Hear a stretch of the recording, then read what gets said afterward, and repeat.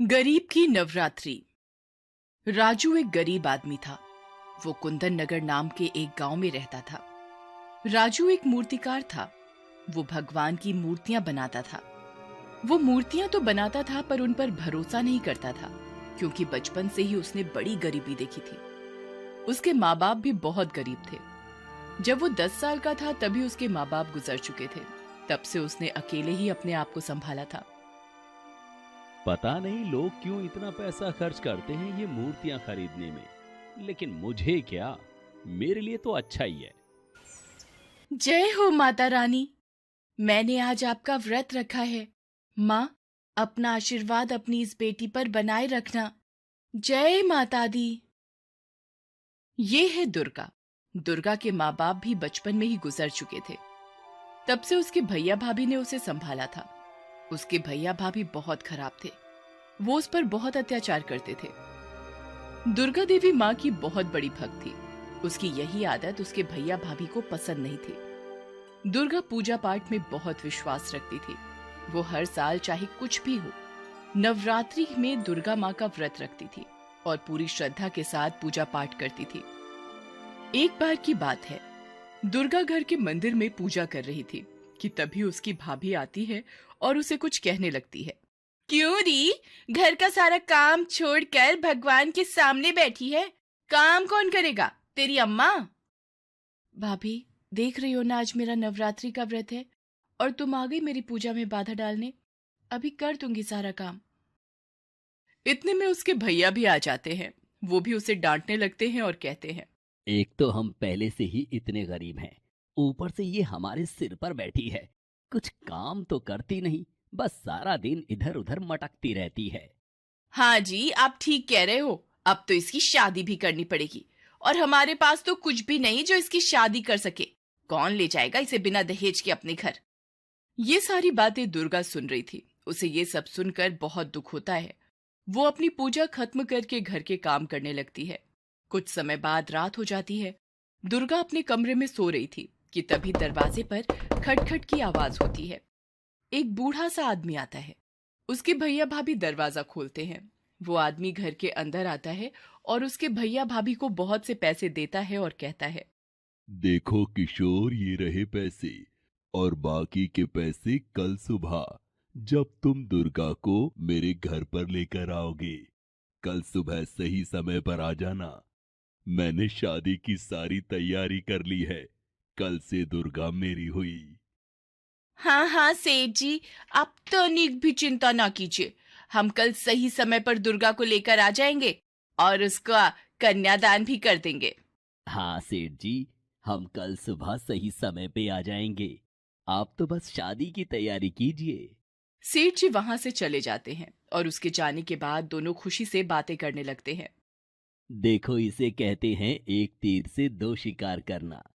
दुर्गा की शादी भी हो जाएगी, वो भी बिना पैसा खर्च किए, और हमारे पास पैसा भी आ गया।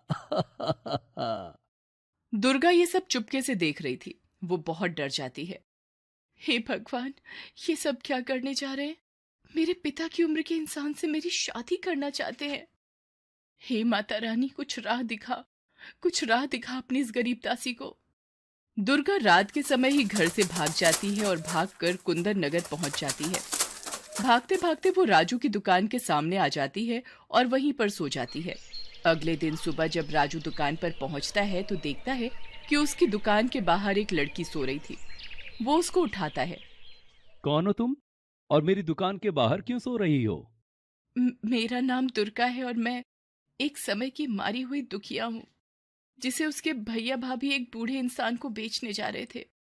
दुर्गा उसे अपने बारे में सब कुछ बता देती है कि किस तरह वो अपने घर से भाग कर आई। राजू दुर्गा की पूरी कहानी सुनता है। उसको दुर्गा पर तरस आ जाता है। वो उसे अंदर आने के लिए कहता है। दुर्गा राजू की दुकान में आ जाती है। राजू दुर्गा को अपने बारे में भी बता देता है। देखो दुर्गा, मेरे पास भी ज्यादा पैसा तो नहीं है, इसलिए मैं तुम्हारी को ज्यादा मदद नहीं कर पाऊंगा। मैं एक मूर्तिकार हूँ, मूर्ति बनाता हूँ, और इनको ही बेचकर मेरा गुजारा चलता है। क्या मैं तुम्हारी कुछ मदद कर सकती हूँ? तुम भला मेरी क्या मदद करोगी? क्या तुमको मूर्ति बनाना आता है? नहीं, मूर्ति तो बनानी नहीं आती, लेकिन मैं इन मूर्तियों में रंग भर सकती हूँ। बदले में तुम बस मुझे अपने पास रहने की जगह दे दो। अच्छा, अगर तुम ऐसा कर सकती हो तो मैं तुम्हें रहने की जगह भी दूंगा और खाने के लिए भी। राजू खाने के लिए दुर्गा को कुछ देता है।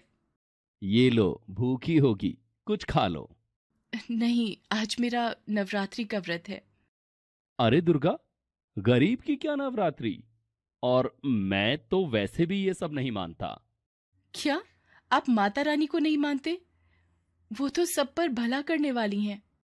हाँ, इसीलिए शायद तुम अपने घर से भाग कर आई हो। शायद इसमें कोई अच्छाई हो। राजू अपना सिर हिलाता हुआ आगे चला जाता है और मूर्तियां बनाने में लग जाता है। वो दिन भर अपना काम करता है और दुर्गा वहीं उसके पास बैठी रहती है। शाम होने पर आज तो कोई मूर्ति नहीं बिकी। कोई बात नहीं, अभी मेरे पास आज के गुजारे लायक पैसे हैं। दुर्गा, ये मैंने मूर्तियां बना दी हैं, अब तुम कल इन पर रंग कर देना। दुर्गा ने हाँ में सिर हिलाया और फिर रात को वो दोनों राजू के घर चले जाते हैं। रात को दुर्गा माता रानी की पूजा करने लगती है। जय माता दी। हे देवी माँ, अपनी कृपा करो जिससे कि राजू की दुकान अच्छे से चलने लगे। अब राजू मूर्ति बनाता था और दुर्गा उन पर रंग का काम करती थी। इस तरह दोनों मिलकर काम करने लगे। बहुत अच्छे दुर्गा, मेरी बनाई मूर्तियों में बस एक रंग की ही कमी रहती थी, लेकिन तुमने उसको पूरा कर दिया। अब देखना, मैं बहुत सारा पैसा कमा कर दिखाऊंगा तुम्हें। हाँ राजू, माता रानी का आशीर्वाद रहेगा तो सब अच्छा ही होगा। नहीं, मैं भगवान पर बिल्कुल भरोसा नहीं करता। बचपन से लेकर आज तक उसने मुझे बहुत दुख दिए हैं। हे देवी माँ, राजू को माफ करना। ऐसा बोलते हुए राजू वहाँ से चला जाता है और उस दिन की राजू की सारी मूर्ति बिक जाती है। राजू की खुशी का ठिकाना नहीं रहा, क्योंकि इतने सालों में आज तक कभी ऐसा नहीं हुआ था। राजू रात भर काम करने लग जाता है और नई मूर्तियां बना देता है। अगले दिन भी वही होता है और सारी मूर्तियां बिक जाती हैं। देखो दुर्गा, मेरी मेहनत का नतीजा, 2 दिन में मैंने कितने पैसे कमा लिए। जय माता रानी की। माता रानी का आशीर्वाद रहा तो बहुत तरक्की करोगे राजू। नहीं दुर्गा, इसमें तुम्हारी माता रानी ने कुछ नहीं किया, ये सब मेरी मेहनत का फल है। राजू, मूर्तियां तो तुम पहले भी बनाते थे ना, लेकिन पहले तो तुम्हारी मूर्ति नहीं बिकती थी। ये सब माता रानी का आशीर्वाद है। मैंने ही इतनी अच्छी मूर्तियां बनाई हैं जो लोगों को पसंद आ रही हैं। आखिर मेरी कला का लोगों को देर में ही पता चला, लेकिन पता तो चला। और अगर तुम ये ज्यादा माता रानी का गुणगान करोगी तो तुमको भी अपने घर से बाहर निकाल दूंगा, समझी तुम? राजू दुर्गा को धक्के मारकर घर से बाहर निकालने लगा। राजू, इतना घमंड अच्छी बात नहीं है। अगर तुम ऐसा चाहते हो तो मैं खुद ही यहाँ से चली जाती हूँ। दुर्गा वहां से चली जाती है और राजू भी दुर्गा को जाते हुए देख रहा था, लेकिन उसने उसको रोकने की कोशिश भी नहीं की। उस दिन भी राजू की मूर्तियां बिक जाती हैं। अब तो राजू और भी ज्यादा घमंडी हो गया। दुर्गा बोलती थी कि सब माता रानी की कृपा है। मैंने तो अपने घर से भी निकाल दिया जो माता रानी की भक्त बनी हुई थी, लेकिन फिर भी आज मेरी सारी मूर्तियां बिक गई। अगले दिन फिर से राजू अपनी दुकान पर जाता है और मूर्तियां बेचने के लिए तैयार रहता है, लेकिन उस दिन एक भी ग्राहक उसकी दुकान पर नहीं आता। सुबह से शाम होने को आई थी, लेकिन उसकी एक भी मूर्ति नहीं बिकी थी। तभी एक बूढ़ी औरत राजू की दुकान पर आई और उसने राजू से कुछ खाने के लिए मांगा, लेकिन राजू ने उस बूढ़ी औरत को धक्के मारकर घर से बाहर निकाल दिया।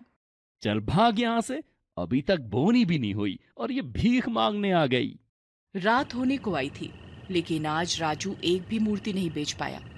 वो बहुत गुस्से में था और उसने गुस्से में एक मूर्ति को गिरा दिया और वो दुकान में जल रही लालटेन पर जा गिरती है, जिससे चारों तरफ आग फैल जाती है और उस आग में राजू का शरीर भी झुलस गया था। तभी वहां पर दुर्गा आ जाती है और वो राजू को दुकान से बाहर निकालती है। राजू, राजू तुम ठीक तो हो ना? अब राजू को समझ आ चुका था। वो अपने किए पर शर्मिंदा था। दुर्गा, मुझे माफ कर दो, मैं अपने किए पर शर्मिंदा हूँ। मैं अपने घमंड में सब कुछ भूल गया था। मुझे माफ कर दो दुर्गा, और मेरे साथ रहने के लिए वापस आ जाओ। तुम जैसा कहोगी मैं वैसा ही करूँगा। ठीक है राजू, लेकिन पहले ये वादा करो कि अष्टमी के दिन माता रानी का प्रसाद बांटोगे। हाँ दुर्गा, मैं तुमसे वादा करता हूँ और मैं तुमसे शादी भी करूंगा। फिर माता रानी की कृपा से सब ठीक हो जाता है। अपने वादे के अनुसार राजू प्रसाद बांटता है और दुर्गा से शादी भी कर लेता है और दोनों खुशी खुशी अपना जीवन बिताने लगते हैं।